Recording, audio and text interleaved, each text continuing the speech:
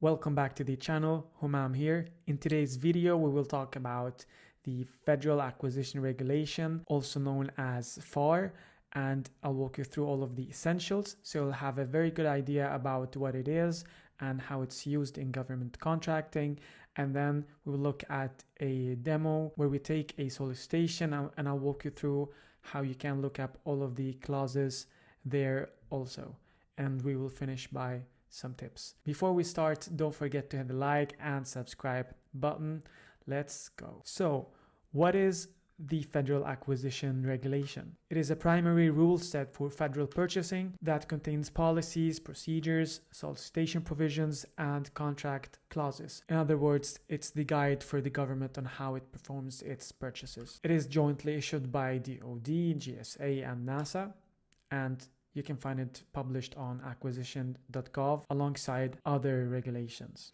It even applies to subcontractors. So if you are a subcontractor, it is also important for you to know about FAR. So many people don't know that there are actually agency supplements.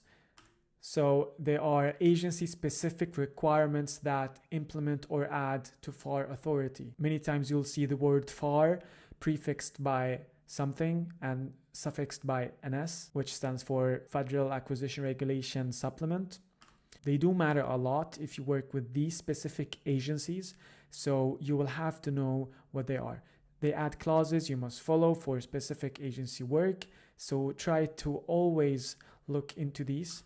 And here I went to Acquisition.gov and you see in the image here that we have several supplements. We have one for Defense Federal Acquisition Regulation Supplement. We have one for the Army. We have one for the Department of the Air Force. One for NASA, which is called NFS.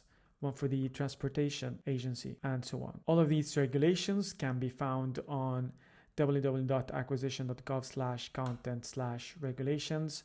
And here you can go into the FAR and look into all of these relevant details. So when it comes to the FAR hierarchy, you often see confusing numbers that you may not know what they mean, but they are essentially a hierarchy that you just have to learn. So if you take this clause as an example, 52.204-7, what this actually means is the following. 52 is the specific part in the FAR that we want to look at. In this case, 52 stands for contract clauses. 2 identifies the subpart. In this case, the subpart inside of 52 is called text of provisions and clauses. And if we take the whole number, 204, it is a section. So first we start by a part, and then the first number after the dot is a subpart, and then the whole number, the whole decimal after the dot is a section. And finally, you have a subsection, which is usually prefixed by a dash. We have -7, which is the subsection. So using this number, you will get everything. In this case, this is the subsection for System for Award Management. And this is how it looks on Acquisition.gov. So we have the part, you see here, it's called part, and then we have the subpart, and we have finally the section. In this specific case, we only have subsection 7, but if we have multiple subsections inside a subpart, then we will be able to see the list of all of the subsections and choose the one that we are looking for. A small note here, part 52 is the single most used part for bidders because every clause text is here. Solicitations reference these numbers all the time. So for you as a bidder, section 52 is extra important. Here we have some examples. As an example, if you are a subcontractor, we have one for limitations on subcontracting, 52-219-14. Another one is submission of bids. So this is the clause that describes how the submission will be. So now that you know the basics of the Federal Acquisition Regulation and how the hierarchy works and that there are some supplements out there, let's dive into an example where you can see how you can find these clauses and how you can actually interact with FAR. So before we do this, I want to let you know that the Federal Acquisition Regulation is 2024 pages long. So of course you will not be able to learn everything and dive deep into everything. And it is very important for you to not be overwhelmed by all of these regulations. So here in SAM.gov, I found a simple opportunity for ventilation cleaning, which I find interesting. So I want to dive deeper into this opportunity. So I have downloaded the solicitation, and here we see the solicitation documents with our different sections that are normally present. So a very important section when it comes to any normal solicitation is section I, which is the contract clauses. And here we'll see the numbers that we just learned about, which are the clauses in FAR, alongside the title. What is really important to note here is that the government incorporates the clauses in two different ways, either by full text, and this means that they will give us the whole clause, or they just reference it. So here we see that we have FAR clauses incorporated by reference, and this means that we will not get the full text, the full description of this clause.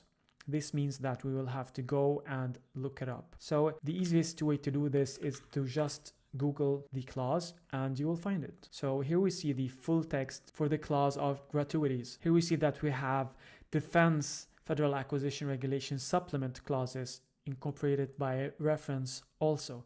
So all of these clauses are also incorporated by reference. So in the same way, if we just take number, Google it, we will be inside the Defense Federal Acquisition Regulation Supplement and we will get the full text. And if we scroll down a bit, we will see the FAR clauses incorporated by full text. And here we'll see the clause number and the title of it, and below we will see the full text. So we have access to all the details of this specific clause. If you want to make the process even easier, you can use AI to help you with that.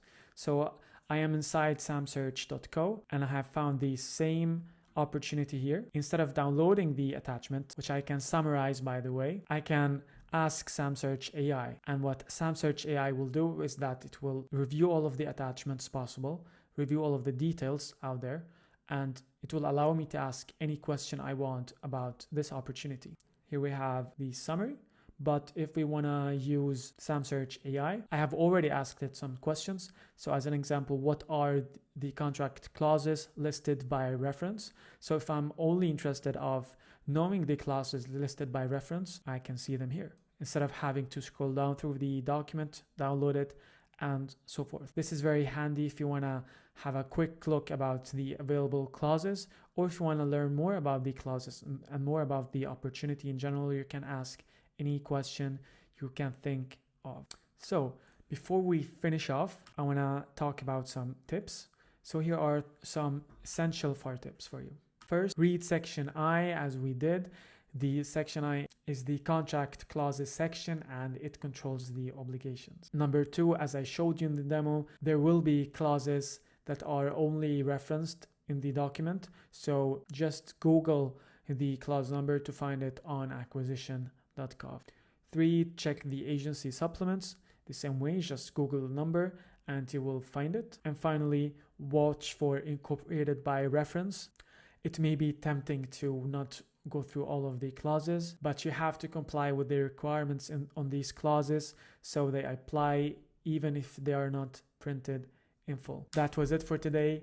Thanks a lot guys for watching and I hope to see you in the next one. Cheers.